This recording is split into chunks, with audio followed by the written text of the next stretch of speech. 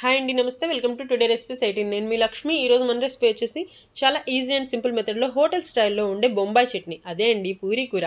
ఇలా చేసేయండి, పర్ఫెక్ట్గా ఉంటుంది. కాస్త ఉప్పు వేసి ఉడికించుకున్న బంగాళదుంపల్ని పై పొట్టు తీసుకుని చేత్తో కొద్దిగా చిదుముకొని పక్కన పెట్టుకోవాలి. ఇలా కట్ చేసుకున్న దానికన్నా చిదుముకుంటేనే చాలా బాగుంటుంది. స్టవ్ ఆన్ చేసి ప్యాన్ పెట్టేసి ప్యాన్లో 2-3 టేబుల్ స్పూన్ల వరకు ఆయిల్ యాడ్ చేసుకొని పచ్చెనపప్పు, మినప్పప్పు, ఆవాలు, జీలకర్ర యాడ్ చేసేసి ఫ్రై చేసుకోవాలి.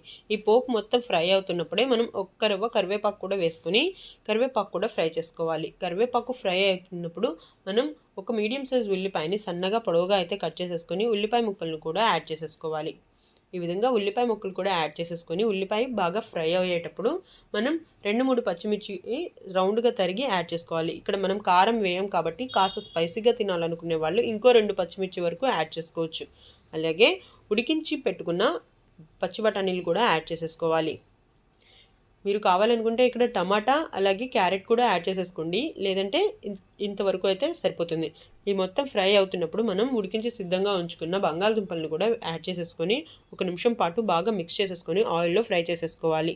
ఇలా ఫ్రై అయిన తర్వాత రుచికి సరిపడా ఉప్పు అలాగే 1/2 టీ స్పూన్ వరకు పసుపు పొడి యాడ్ చేసేసుకొని 1.5 గ్లాస్ వరకు వాటర్ని కూడా యాడ్ చేసేసుకొని మనం మూత పెట్టేసి బాగా మిక్స్ చేసేసుకొని మూత పెట్టేసి ఉడికించుకోవాలి.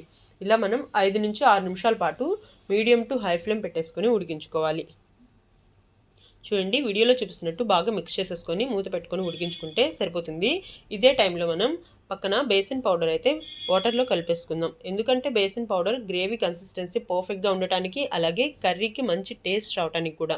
ఇక్కడ మనం బేసిన్ పౌడర్ వేయాలా అంటే బేసిన్ పౌడర్ బాగుంటుందండి. బేసిన్ పౌడర్ అంటే శనగపిండే కాకుండా మనం ఈ ప్లేస్లో అవైలబుల్గా లేనప్పుడు గోధుమ పిండి లేదంటే మైదా పిండి అయినా ఇలా వాటర్లో కలిపేసుకొని కర్రీలో యాడ్ చేసుకుంటే కర్రీ టేస్ట్ చాలా బాగుంటుంది.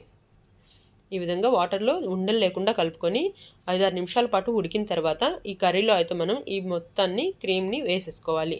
ఇలా వేసేసుకొని బాగా 2-3 నిమిషాల పాటు ఉడికించుకోవాలి. మీడియం ఫ్లేమ్లో పెట్టుకొని 2-3 నిమిషాలు ఇలా కదుపుకుంటూ ఉడికించుకుంటే అడుగంటుకోకుండా కర్రీ టేస్ట్ మారకుండా చాలా బాగుంటుంది. తర్వాత చివరిగా మనం కట్ చేసుకున్న కొత్తిమీర కూడా యాడ్ చేసేసుకొని 1 నిమిషం పాటు చూసుకొని కన్సిస్టెన్సీ పర్ఫెక్ట్గా ఉన్నప్పుడు స్టవ్ ఆఫ్ చేసుకోవాలి. పర్ఫెక్ట్గా అంటే కాస్త లూజ్గానే ఉండాలండి. కర్రీ చల్లారే కొద్దీ కన్సిస్టెన్సీ అనేది దగ్గరికి అయిపోతూ ఉంటుంది. అందువల్ల మనం కాస్త లూజ్గా ఉన్నప్పుడే స్టవ్ ఆఫ్ చేసేసుకొని సర్వ్ చేసేసుకుంటే కర్రీ అయితే సూపర్గా ఉంటుంది. పూరీ కూర అలాగే ఇది బొంబాయి చట్నీ కూడా అంటూ ఉంటారు కదా, చాలా చాలా టేస్టీగా ఉండే హోటల్ స్టైల్ పూరీ కూర అయితే రెడీ అయిపోయింది. మన వీడియో మీకు ఎలా అనిపించింది ఖచ్చితంగా కామెంట్ చేసి చెప్పండి. మన వీడియో నచ్చితే లైక్ చేయండి, మన వాళ్ళతో షేర్ చేయండి, మన ఛానల్ని అయితే సబ్స్క్రైబ్ చేసుకోండి. మరో కొత్త వీడియోలో మళ్ళీ కలుసుకుందాం.